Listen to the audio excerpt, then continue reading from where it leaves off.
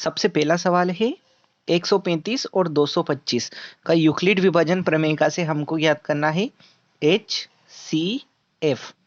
अब HCF इसका ज्ञात करते हैं तो सबसे पहले इसकी प्रोसेस ये है कि इन दोनों में से बड़ा कौन है, तो बड़ा देख लेते हैं। तो सबसे पहली सॉल्यूशन इसका देखते हैं। सॉल्यूशन जो हमें दिया है क्या दिया है 135 और 225। अब इन दोनों को इस प्रकार से लिखते हैं कि बड़ा कौन है, तो यहाँ लिख देते हैं 225 बड़ा है 135 से। ठीक है, अब आगे बढ़ते हैं इसमें। तो आगे देखना, आगे इस प्रकार से है सवाल कि हमें लिखना है यूक्लिड विभाजन प्रमेयिका। और यूक्लिड विभाजन प्रमेयिका जो हमने देखी क्या होती है, a बराबर बी क्यू प्लस आर।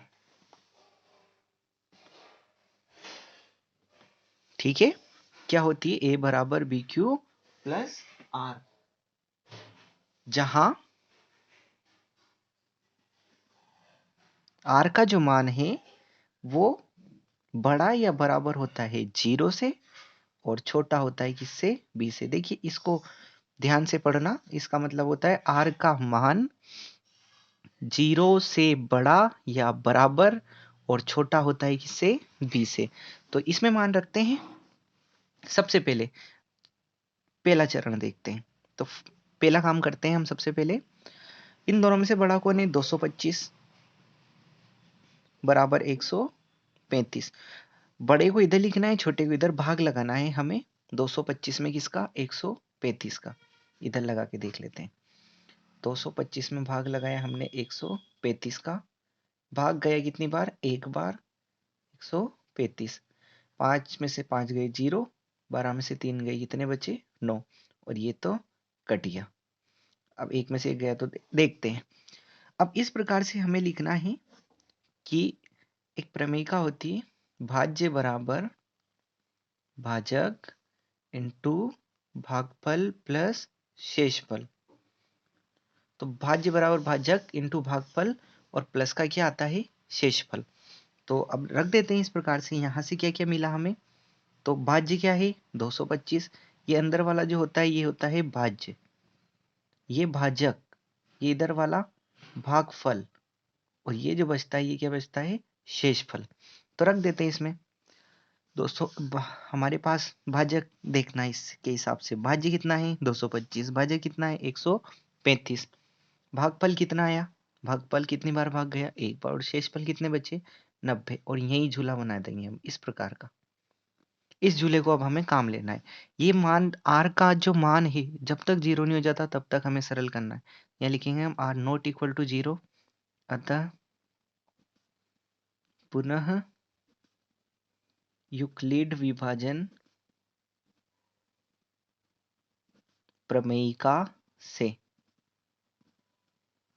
पुनः यूक्लिड विभाजन प्रमेयिका लगाएंगे। तो देखिए फिर से लगाएंगे, तो अब इस झूले में लगाएंगे हम। तो इधर लिखेंगे 135, इधर लिखेंगे झूले का बड़े वाले को लिखेंगे आगे, छोटे वाले को लिखेंगे पीछे 90। अब 135 में फिर से वही काम, किसका भाग लगाना है 135 में, 90 का।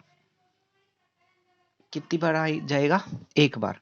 तो 90 का एक बार जाएगा, देखते हैं कितने बचते हैं, 5, 13 में से 9 गए तो कितने बचेंगे 4।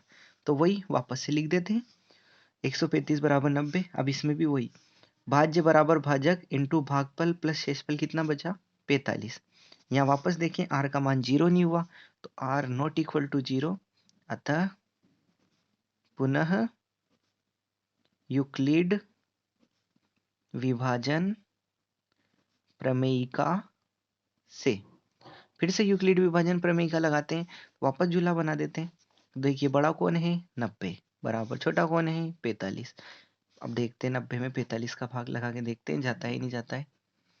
तो 45 दुना हम जानते हैं कितने होते हैं 90। तो कितनी बार गया, 2 बार। शेषफल क्या बचा 0, r का मान क्या हो गया 0, r इक्वल टू 0। अब r का मान 0 किसका भाग लगाने पे हुआ 45। तो हमारे पास आंसर HCF, अतः एस्केप क्या मिल जाएगा हमें 45, 45, यही हमारा क्या है आंसर। तो देखते हैं, ये हमारा कौन सा वाला क्वेश्चन था, 135 और 225। देख लीजिए, एक बार रिपीट कर देता हूँ।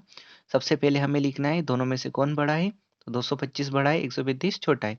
यूक्लिड विभाजन प्रमेय का a बराबर बी क्यू प्लस आर, ये लिखनी है।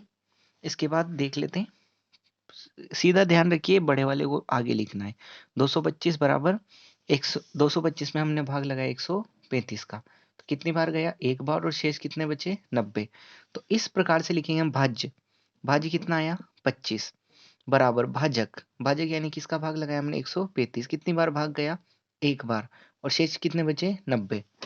हमें भाग तब तक देना है जब तक इस आर का मान 0 नहीं हो जाए। तो R equal to 0, not equal to 0, मतलब आर का मान 0 नहीं है, अतः पुनः यूक्लिड विभाजन प्रमेय लगाई।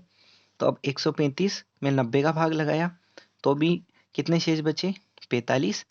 फिर से हमने R not equal to 0, R का मान अभी भी 0 नहीं हुआ, अतः पुनः यूक्लिड विभाजन प्रमेय लगाई। 135 में हमने भाग लगाया 90 का, तो ये तो हो ही गई। और फिर हमने भाग लगाया 90 में किसका, 45 का, तो 90 में 45 का लगाया, तो कितने शेषफल कितने बच गए, 0। और जैसे ही शेषफल 0 आया, तो जिस पे शेषफल 0 आता है वही हमारा आंसर, तो हमारा आंसर क्या हो गया, 45।